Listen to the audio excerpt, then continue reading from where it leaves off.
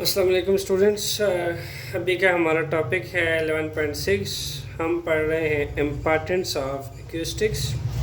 एक्यूस्टिक्स actually क्या होता है, अगर मैं सिंगल टर्म्स को जस्ट डिस्क्राइब करूं तो एक्चुअली स्टूडेंट्स ये एक साउंड की वो प्रॉपर्टीज़ है जो कि साउंड्स की जो अनडिज़ायरेबल साउंड्स होते हैं या फिर कह लें कि जब साउंड किसी रूम के अंदर या हॉल के अंदर हम बोलते हैं तो हमारे बोलने के बाद जो साउंड का सीलिंग फैंस के साथ और इसके साथ रूफ्स के साथ वॉल्स के साथ साउंड्स का जो रिफ्लेक्टिंग इफ़ेक्ट होता है, साउंड कितना इको प्रोड्यूस करता है या कितना रिफ्लेक्ट करता है किसी भी वॉल की सरफेस में से, सीलिंग की सरफेस में से, रूफ की सरफेस में से, इन सरफेसेस में जो साउंड की प्रॉपर्टी का पढ़ना क्या है, एक्यूस्टिक्स है।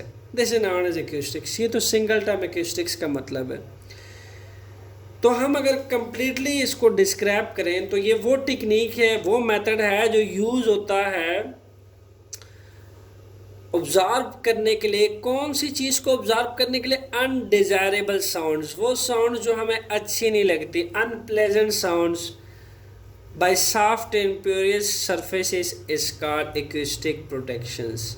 स्टूडेंट्स, ये वो प्रोटेक्शंस है, ये वो एक्यूस्टिक प्रोटेक्शंस की बात हो रही है कि अगर हम ऐसी सॉफ्ट सरफेसेस, ऐसी प्योरेस्ट सरफेसेस यूज़ करें जिससे साउंड रिफ्लेक्ट करे और उसके रिफ्लेक्शन से multiple number of Eeco produce होती हैं और उस multiple number of Eeco produce होने से एक्यूस्टिक्स जो है वो इफ़ेक्ट आता है रूम्स के अंदर या हॉल के अंदर। इस चीज़ को कहा जाता है एक्यूस्टिक्स प्रोटेक्शन। फिर एक न्यू टर्म मैंने लिख रखी है, मैं उसके बारे में आपको बता देता हूँ। रिवर्बरेशंस। रिवर्बरेशंस किसको कहते हैं? The persistence of sound in a big hall due to repeated reflection from a wall, ceiling and floor of a hall is called reverberation.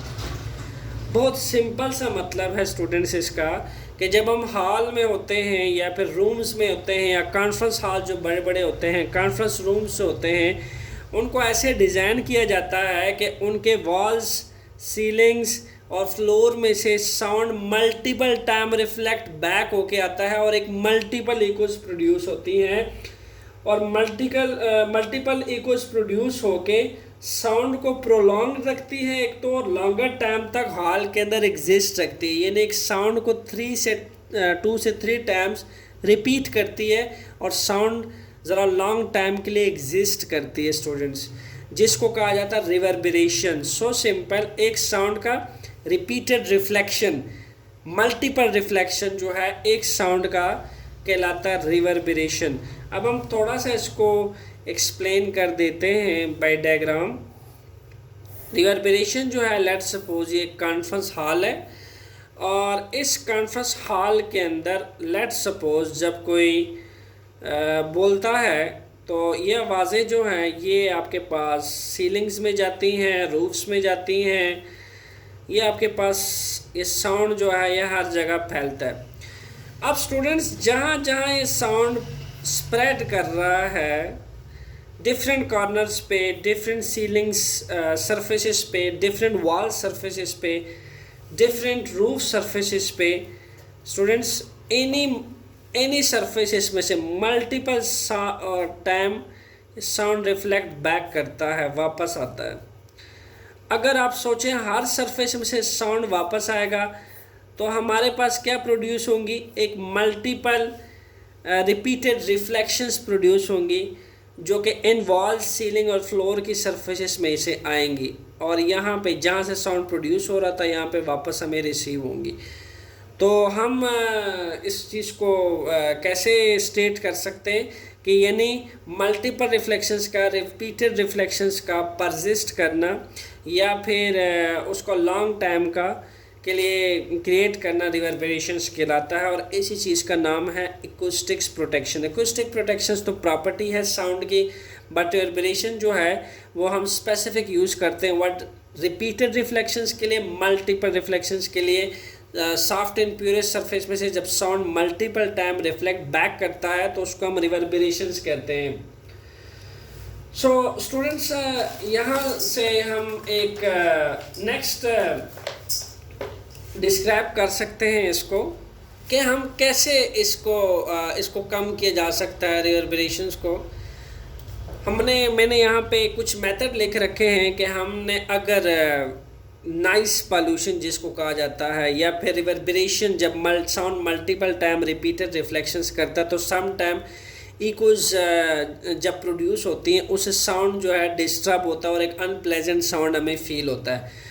इस अनप्लेजेंट साउंड को या इस अनप्लेजेंट नॉइस पोल्यूटेड साउंड को कैसे कम किया जा सकता है बिग हॉल्स के अंदर और ऑडिटोरियम्स के अंदर, इनके मैंने कुछ तरीके लिख रखे हैं जो मैं आपसे शेयर करता चलूँ। स्टूडेंट्स, यहाँ पे हमारे पास पैनल्स अगर लगाए जाएं मेड ऑफ साउंड्स, और उसको ऐसे पैनल्स होते हैं स्पेसिफिक जिसको, जैसा कि हमारे पास फाइबर बोर्ड होता है, फाइबर बोर्ड अगर हमारे पास यूज़ किए जाएँ, फाइबर बोर्ड में स्टूडेंट्स ये प्रॉपर्टी होती है कि वो अगर उनको वॉल्स के साथ लगा दिया जाए या सीलिंग्स के साथ लगा दिया जाए बड़े बड़े हॉल के, ऑडिटोरियम के, तो वो क्या करते हैं, वो आने वाली साउंड को जो उन पे फॉल करती है उसको ऑब्जॉर्व कर लेते हैं और रिवर्बरेशन इफेक्ट कम हो जाता है।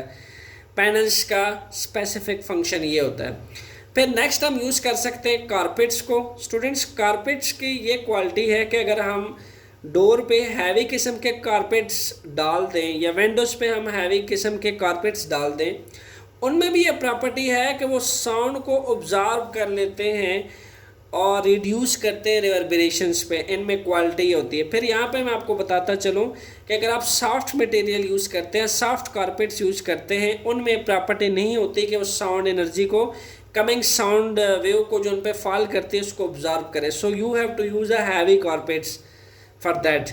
तो डोर्स और विंडोज़ पे हमें हैवी किस्म के कारपेट्स लगाना है जो कि साउंड को ऑब्जर्व करे, रिवर्बरेशंस कम से कम हो। इसी तरीके से हैवी कर्टन्स का इस्तेमाल करें, कर्टन का हैवी कर्टन लगा दिए जाए डोर्स पे और विंडोज़ पे जो कि साउंड को ऑब्जर्व करें और रिवर्बरेशंस कम करें। आपने बड़े बड़े कॉन्फ्रेंस रूम हॉल में देखा होगा, यूनिवर्सिटीज़ वगैरह में, कॉलेजेस में, कि हॉल के अंदर तो साउंड रहता है बट हॉल के बाहर से आवाज़ नहीं आती, हॉल से बाहर उस आवाज़ को सुना नहीं जा सकता। उसकी ख़ास वजह ये है कि एक तो वहाँ पे हैवी कारपेट्स लगाए जाते हैं। हैवी कारपेट्स फंक्शन ये करते हैं कि वो आपकी कमिंग अनप्लेजेंट साउंड एनर्जीज और इकोज जो है उसको ऑब्जर्व कर लेता है जो उन पे फॉल करती है। वो साउंड को रिफ्लेक्ट बैक नहीं करती, बल्कि जितने भी फॉलिंग साउंड एनर्जीज हैं वो सारी की सारी ऑब्जर्व हो जाती हैं। हैवी कर्टन्स भी होते हैं उन हॉल्स के अंदर, यूनिवर्सिटी हॉल्स, कॉन्फ्रेंस रूम्स के अंदर, वो भी आने वाली कमिंग और फॉलिंग साउंड वेव्स को क्या कर लेते हैं, ऑब्जर्व कर लेते हैं, रिफ्लेक्ट बैक नहीं करते। पैनल्स भी इसी तरह रिफ्लेक्ट बैक कर लेते हैं। स्टूडेंट, 4th नंबर पे हम ऐसे मटेरियल्स को यूज़ कर सकते हैं जो कि आपके पास साउंड ऑब्जर्विंग प्रॉपर्टीज़ रखते हो, और आप कह लें कि ऐसे मटेरियल्स का इस्तेमाल किया जाए जो maximum amount of sound energy को ऑब्जर्व करें और उसको रिफ्लेक्ट बैक ना करें। फिर स्टूडेंट्स, मैंने यहाँ पे एक नोट जो है वो लिखा है जो मैं आपसे शेयर करना चाहता हूँ।